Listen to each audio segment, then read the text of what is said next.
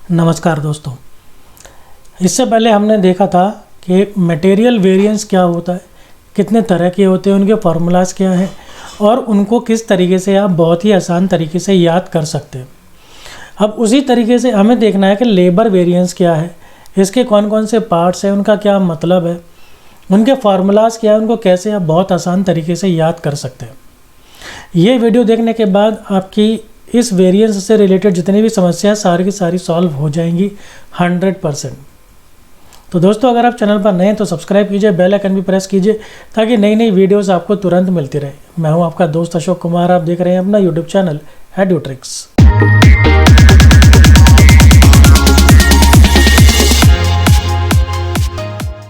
आइए शुरू करते हैं। हमारा ये लेबर वेरिएंस है। ये मैं आपको पहले बता दूं कि आप पहले ना मटेरियल वेरिएंस वाली वीडियो देख लीजिए, क्योंकि बिल्कुल उसी पर ही चलेगा। कॉपी ऑफ मटेरियल वेरिएंस है ये। अगर आप उसे समझ गए तो आप इसे भी बहुत आसानी से समझ जाएंगे। बस आपको कोई कुछ भी एक्स्ट्रा याद बात करने की ऐसी खास ज़रूरत नहीं पड़ने वाली। देखिए, पहला है सबका बाप लेबर कॉस्ट वेरिएंस, यानी कॉस्ट में फ़र्क आ रहा है। आपने एक स्टैंडर्ड कॉस्ट सोची थी, फिर एक्चुअल जो कॉस्ट है वो कुछ और आ रही है। सपोज़ 5 रुपये, 6 रुपये, 1 रुपये का वेरिएंस आ रहा है। 1 रुपये की कॉस्ट ज़्यादा आ रही है, ये आपका वेरिएंस है। तो 1 रुपये की कॉस्ट फालतू आ रही है। अब ये जो कॉस्ट फालतू आ रही है, इसके दो कारण हो सकते हैं कि या तो लेबर का रेट अलग है, या फिर लेबर की एफिशिएंसी, या फिर टाइम अलग है। मटेरियल के केस में क्या था, ये जो कॉस्ट थी हम कह रहे थे कि या तो उसका प्राइस अलग है और या फिर उसकी प्रोडक्ट की जो है क्वांटिटी अलग है। लेकिन अगर आप लेबर को, ठीक है, ये मज़दूर होते हैं, उनको अगर आप मज़दूरी देने की बात करेंगे तो वहाँ पर प्राइस की जगह रेट वर्ड यूज़ होता है कि लेबर की मज़दूरी की दर क्या है। इसको आप दर बोलते हैं कि दर कितनी है। तो बस शब्द बदल रहा है, कॉन्सेप्ट बिल्कुल भी नहीं बदल रहा है। इसी तरीके से लेबर को पेमेंट क्वांटिटी के आधार पर नहीं की जाती है। जनरली उसको उसकी योग्यता या उसने कितना समय लगाया उसके हिसाब से की जाती है। तो समय, तो इसलिए यहाँ पर क्या होगा कि हम क्वांटिटी की जगह पर क्या यूज़ करने वाले हैं, आवर। क्वांटिटी की जगह पर हम आवर यूज़ करेंगे, और जो हम प्राइस था, प्राइस की जगह पर हम यहाँ पर रेट वर्ड यूज़ करने वाले हैं। अच्छा, अब ये जो एफिशिएंसी वेरिएंस है, एफिशिएंसी वेरिएंस के यहाँ पर हमको 3 और वेरिएंट देखने को मिलते हैं। जो मटेरियल वेरिएंस था उसके अंदर हमको 2 ही मिले देखने को, एक है मिक्स और दूसरा है यील्ड। लेकिन लेबर के मामले में हमें एक आइडल टाइम और मिलता है।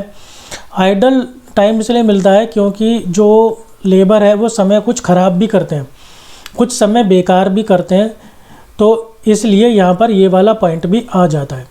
आपको मैं ये भी क्लियर कर दूँ कि ये 2 तरीके से बनता है, एक तो बिना आइडल टाइम के और दूसरा आइडल टाइम के साथ।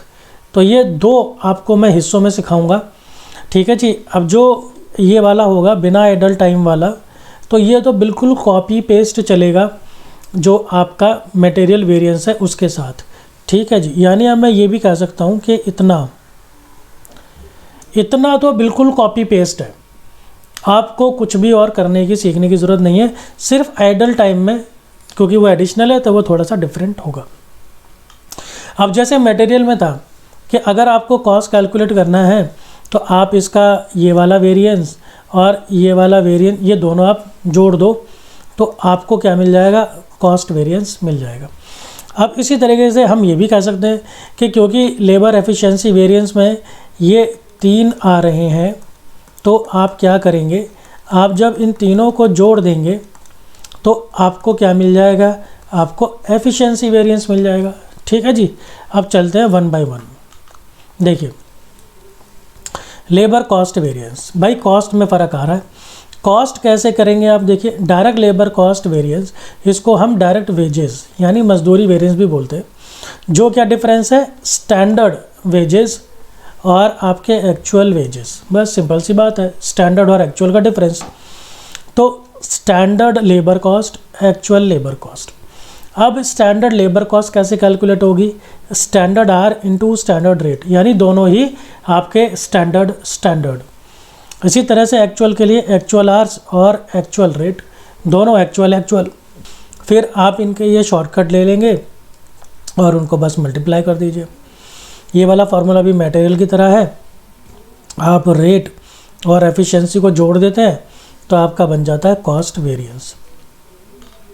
आइए अगला, अब आते हैं रेट वेरिएंस पर, इसको हम वेज रेट वेरिएंस भी बोलते हैं। अब देखिए, अब इसमें डिफरेंस आ रहा है रेट का, तो आप रेट का ही डिफरेंस ले लो, स्टैंडर्ड रेट और एक्चुअल रेट बस, और इसको आप एक्चुअल आर से मल्टीप्लाई कर दो और इसको शॉर्ट फॉर्म में करेंगे तो आपका ये बन जाएगा। आपको इन सब का मतलब एक ही है, आपको जो सही लगे आप वो याद करो, वो लिखो। अब आता है एफिशिएंसी। अब उनकी योग्यता है, उनकी कुशलता है, उसमें फ़र्क हो सकता है, या फिर वो टाइम कम या ज़्यादा लेते हैं उसमें फ़र्क हो सकता है। दोनों का मतलब एक ही है, कोई ज़्यादा कुशल है इसलिए वो समय कम लेगा। अब इसमें जो डिफरेंस आ रहा है वो किसकी वजह से आ रहा है, आवर्स की वजह से, समय की वजह से, टाइम की वजह से। तो क्या करो, आप आवर्स का डिफरेंस ले लो और उसको स्टैंडर्ड रेट से मल्टीप्लाई कर दो। फिर क्योंकि इसके अंदर ये आपके 3 आते हैं तो इन तीनों को आप जोड़ देंगे तो आपको ये मिल जाएगा जी, total time variance, labour time variance. इसके बाद मिक्स की बात करें। अब मिक्स में क्या होता है, जो अब आपने क्या ना, आपके लेबर अलग अलग है। आप कोई भी एक जो काम कर रहे हैं, अब ये एक लेबर काम नहीं कर रहा है इसके अंदर, अब इसके अंदर लेबर सपोज़ 3 लेबर काम करते हैं तब जाके वो काम होता है। तो अब इसके अंदर क्या होगा, ये बिल्कुल मिक्सचर है, जैसे मटेरियल में मिक्सचर था। तो अब जितना इनकी होनी चाहिए थी, इनकी एफिशिएंसी, या इनको जितना समय लगना चाहिए था उतना समय नहीं लगा, अलग ही रेशो में इन्होंने समय लगाया है। तो देखिए, it occurs only when more than 1 grade of workers, more than 1 grade of workers, मतलब इनके ग्रेड अलग अलग है, मतलब कोई ज़्यादा कुशल है, कोई कम कुशल है, कोई ज़्यादा अच्छा काम करता है, कोई कम अच्छा काम करता है। Is employed and composition of actual grade workers differ from those specified, यानी जितना बताया गया था, जितना स्टैंडर्ड होना चाहिए था उतना ना होकर एक्चुअल में कुछ और ही इनकी रेशो है, जिसकी वजह से ये हमारा मिक्स वेरिएंस पैदा हो रहा है। तो अब देखिए इसके अंदर क्या, बेस तो वही है ऊपर वाला कि आर्स का फ़र्क है, ज़्यादा कुशल होगा, कोई कम कुशल होगा, तो कोई समय ज़्यादा लेगा, कोई समय कम लेगा, यानी जो मेन डिफरेंस आ रहा है वो आर्स की वजह से आ रहा है।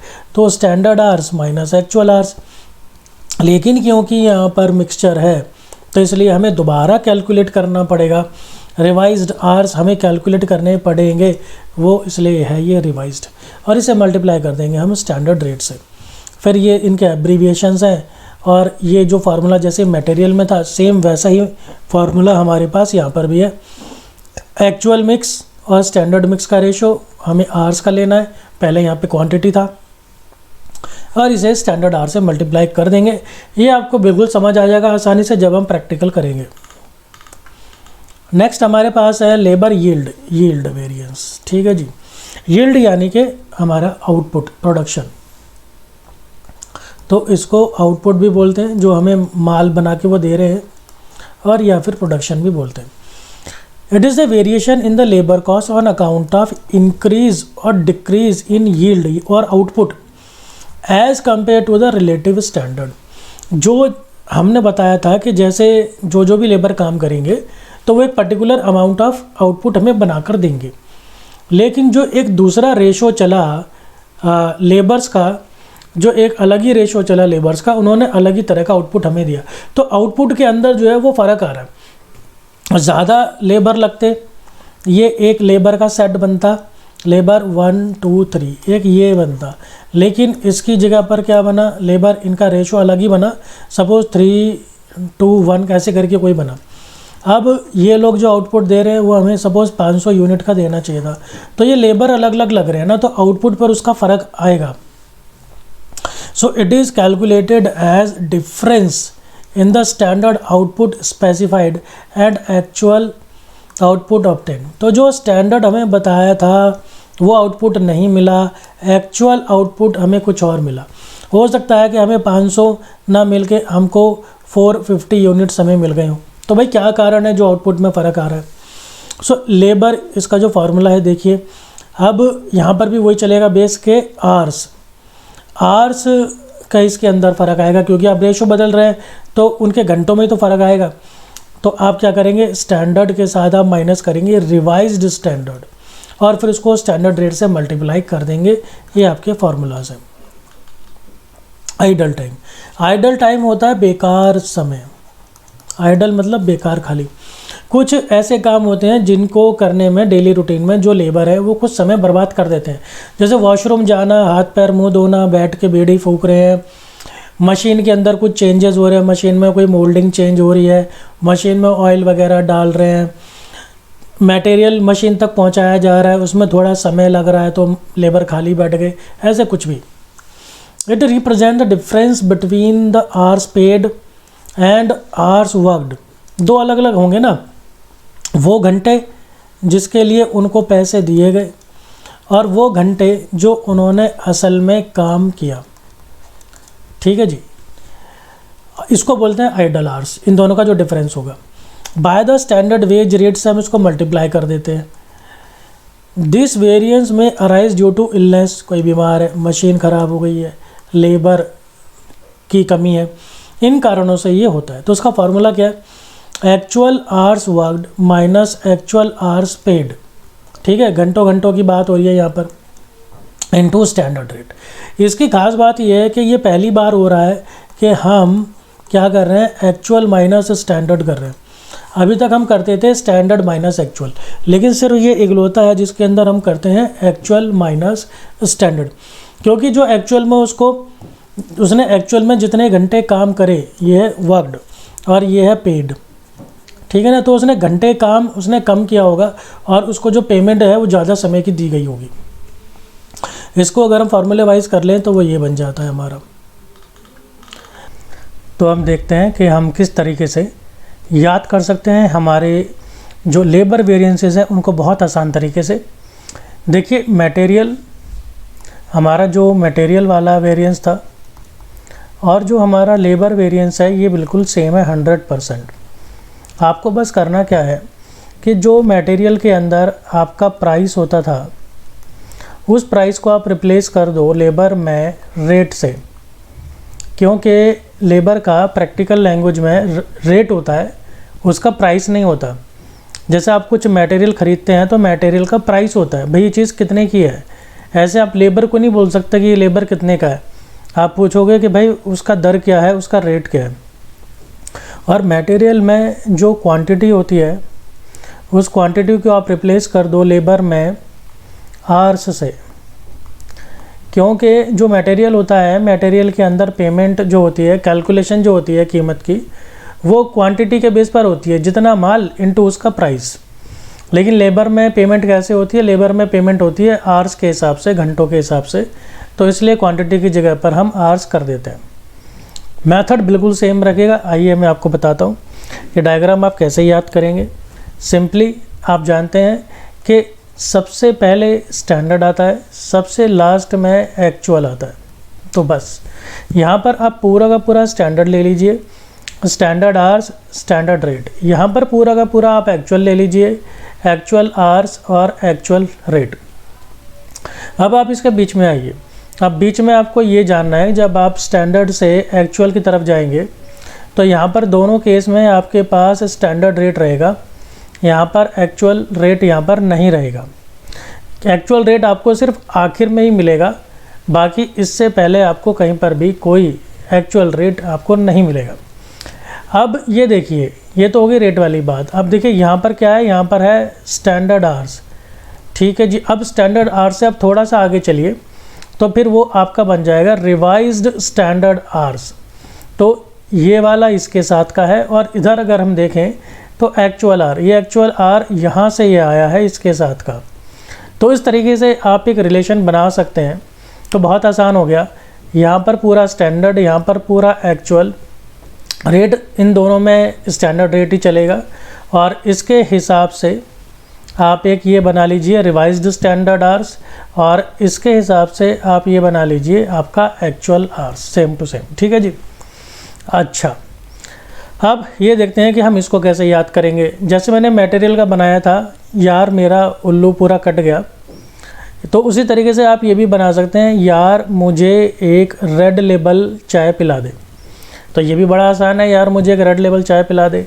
देखिए यार का मतलब है आपका यील्ड, अच्छा, और फिर मुझे का मतलब है आपका मिक्स, और एक में ई का मतलब है एफिशिएंसी, आर का मतलब है रेट, और इसी तरह से सी का मतलब है कॉस्ट। तो ये बड़ा आसान हो गया, इसको इसी सीक्वेंस में आप रखेंगे तो आपके लिए बड़ा आसान रहेगा, और ऐसे ही रखना भी है आपको।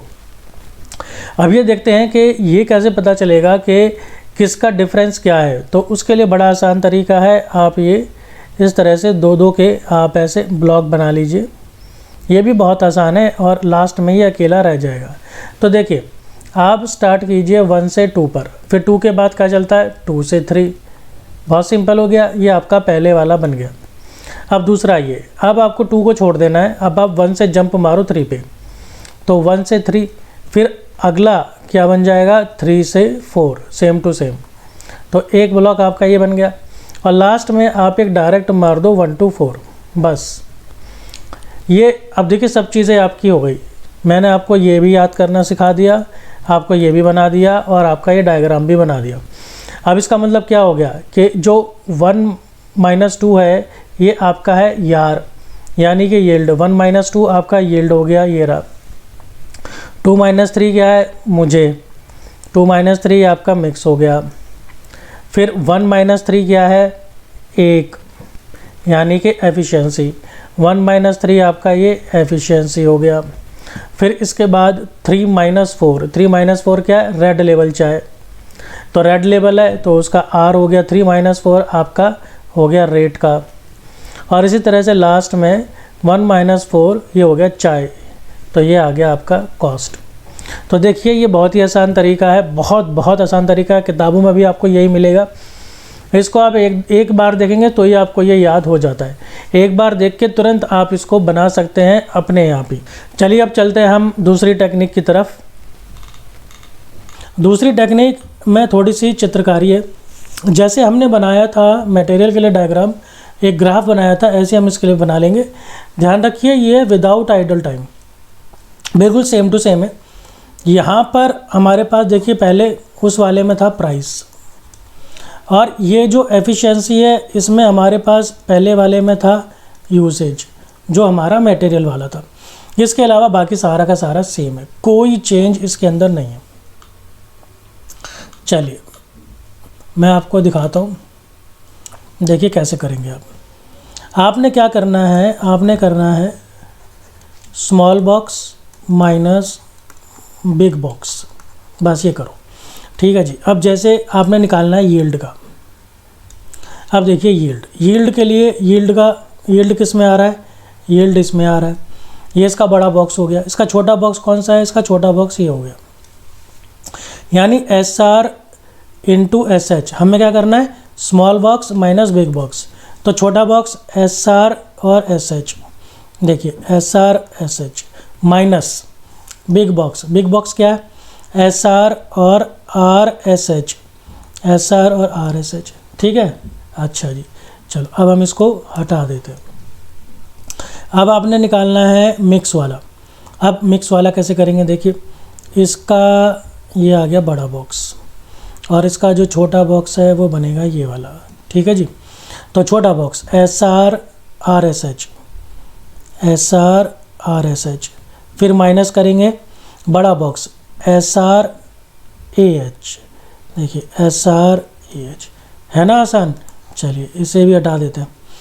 अगला हमारे पास आता है एफिशिएंसी, वो इन दोनों का टोटल है। अब या तो आप इन दोनों को टोटल कर दो, या फिर आप इसी से कैलकुलेट कर लो।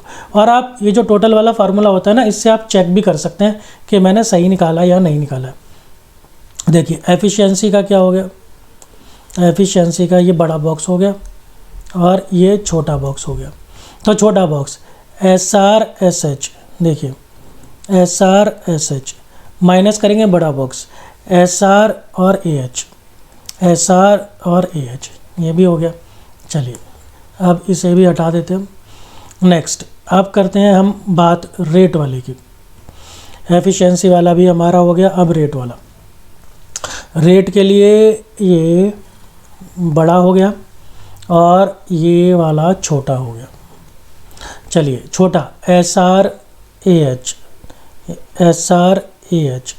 माइनस बड़ा वाला ARAH।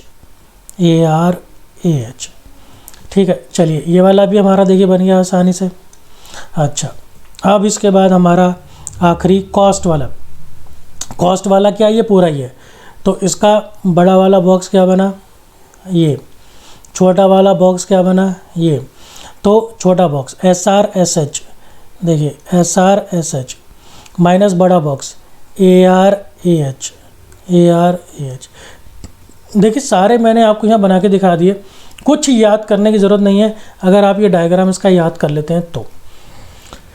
अब इसी का दूसरा तरीका, अगर आपने विद आइडल टाइम बनाना है, अब अगर विद आइडल टाइम बनाना है, क्वेश्चन में आइडल टाइम है, तो अब इसके आप 3 हिस्से कर दो इस तरीके से। और ये ध्यान रखिएगा कि एफिशिएंसी जो है वो यील्ड और मिक्स से ही बनेगा और आइडल टाइम इसी के अंदर एक और बन जाएगा।